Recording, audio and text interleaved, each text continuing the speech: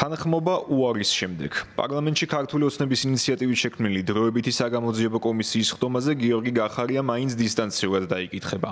თუმცა თეა წულუკიანს ყოფილ პრემიერ-მინისტრთან კონკრეტული დათქმები აქვს. მოთხოვნა არის ასეთი, რომ 2 ივლისს გთხოვთ ჩაერთოთ კომისიის წინაშე ხდომაზე და ეს ხდომა არ დატოვოთ მანამ სანამ კომისია არ იტყვის, რომ ამოწურულია კითხვები და უზრუნველყოთ გამართული დისტანციური მონაწილეობა, ანუ ტექნოლოგიურად ჩართვა, რომ არ იყოს ხარვეზები. მე იქ შეხვედრა მაგ გერმანელ სოციალისტს უნდა შევხვდე, ეს ვერ იქნება არგუმენტი, მე წინასწარ მინდა ეს თქვა. იმიტომ რომ გერმანელ სოციალისტებზე უფრო მაღლა დგას საქართველოს პარლამენტი და ეს როდესაც ქართულმა ოპოზიციამ უნდა გაიგოს. ექს-პრემიერის დისტანციურად დაკითხვის გადაწყვეტილება კომისიის წევრებმა მიიღეს პარტია გახარია საქართველოსთვის მარწმუნებლის წერილის საფუძველზე.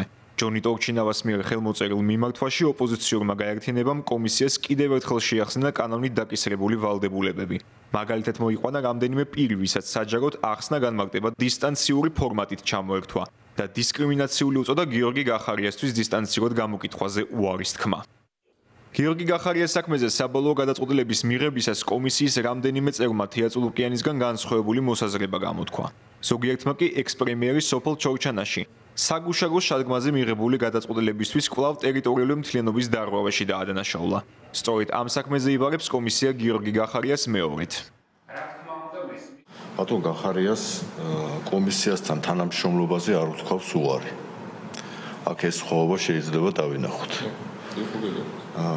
აქედან გამომდინარე, ვინაიდან ის საკითხები, რომელიც ახლა თქვენ ბრძანეთ და ვინაიდან საზოგადოებრივი ინტერესი მაღალია, რა თქმა უნდა, იმის გათვალისწინებით თუ რამე ინციდენტს არ ექნება ადგილი, ახლა ამის პირობას, რა ვიცი, პირობა როგორ შეიძლება ჩამოვართოთ, მაგრამ ეს საზოგადოებისთვის შემდგომ ნათელი გახდება თუ ასეთი მოხდება.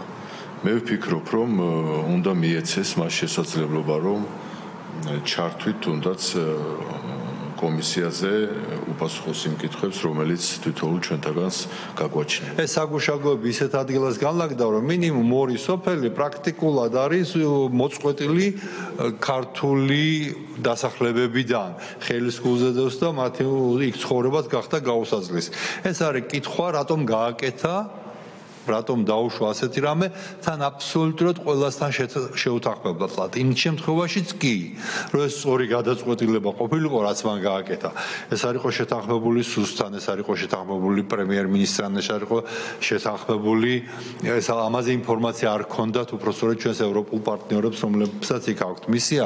ეს უკვე ნიშნავს, რომ თვით შემოქმედებას ჰქონდა ადგილი, რაც დაუშვებელია მინისტრის მხრიდან. წერილის გარდა გიორგი გახარიას პარტია კომისიის საქმიანობას ბრიფინგითაც გამოეხმაურა, სადაც ამბობენ, რომ ქართული ოცნება ექს-პრემიერის სამშობლოს ღალატის მუხლით გასამართლებას გეგმავს. ქართული მიწის დაცვისთვის ოცნება გიორგი გახარიას ედავება 15-20 წლიან პატიმრობას, ანუ უმზადებს 15-20 წლიანი პატიმრობის საქმეს. ეს ადასტურებს რას? ერთი მხრივ თუ კი კომისია უბრალოდ ოცნებას საკუთარ ამომრჩეველს რაღაცნაირად ესე ცდილობს შეუფუთოს, რომ აი მე ამ პოლიტიკურ ლიდერებს ვიჭერი, იმიტომ რომ კანონი დაარღვიას და კომისიაზე არ მოვიდნენ, ხო, პირობითად ეს ფორმალურად თუ ამას ეუბნება. მეორე მხრივ მაგალითად რას ეუბნება გახარიაზე საკუთარ ამომრჩეველს, რომელიც კომისიაზე მისული იყო 6 საათი. ახლაც მიდის კომისიაზე დისტანციურად. კომისიის ხდომაზე ხელახლა დაბარება არ შეხებია მხოლოდ გიორგი გახარიას. კიდევ ერთი მოწვევა მიუვიდათ იმ ოპოზიციონერ ლიდერებსაც, რომლებიც კომისიის მოთხოვნის შეუსრულებლობისთვის პატიმრობაში იმყოფებიან. პოლიტიკოსები არც ამჯერად აპირებენ ამ მოთხოვნის შესრულებას, ამიტომ თეა წულუკიანის თავმჯდომარეობით მოქმედმა კომისიამ მამუკა ხაზარაძის, ნიკა გვარამიას და გიორგი ვაშაძის საქმეები ისევ პროკურატურას გადასცა. კოალიცია ლელო ძლიერი საქართველოს ლიდერი დღეს კიდევ ერთხელ იყო დაბარებული წულუკიანის ეგრეთ წოდებულ საგამოძიებო კომისიაზე.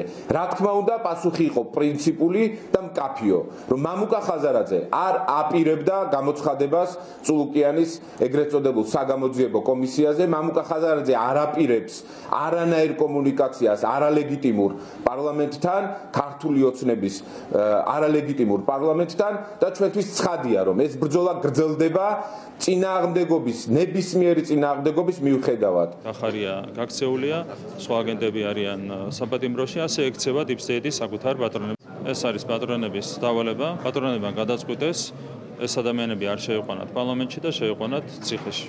ეს ხო თავიდან ბოლომდე მათი პატრონების გადაწყვეტილება, ისინი ძალიან ცუდად ექცევიან საკუთარ აგენტებს. კომისიის მოთხოვნის შეუსრულებლობის საქმეზე საბოლოო განაჩენს ელოდებიან ნიკა გვარამია და ირაკლი ოქრუაშვილი. კიდევ ერთ ოპოზიციონერ ლიდერს გიორგი გახარიას კი კომისიის კითხვებზე პასუხების გასაცემად 2 ივლისს თბილისის დროით 16 საათზე ელოდებიან.